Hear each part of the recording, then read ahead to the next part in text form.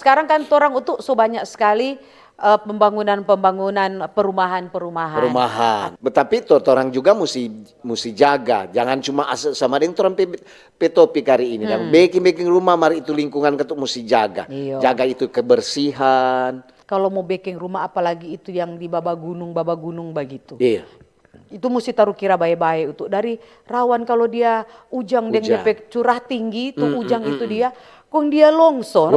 Itu lebih bahaya itu rumah itu dia boleh mau tak ikut ke bawah. Betul. Kalau memang DP tanah so labil kok nyandak kuat. Orang bilang tanah dan solombo. Jadi kalau dia kena kamari dia baru habis panas keras, dia datang ujang keras, itu orang mesti berhati-hati. Untuk Dendora cuma ingatkan, orang semua kan harus juga waspada dengan begitu. Iya tuh. Jaga itu lingkungan, supaya lingkungan itu tetap asri. Pak Abdul bilang tanang pohon. Jangan bangun kamar dapat lihat tuh rumpuh. Aduh. Sampai perumpuh sana so hambor-hambor Iya, tuh rumpuh dok kurang so jadi coklat. Iya tuh. Bangun kamar likong sakit gigi.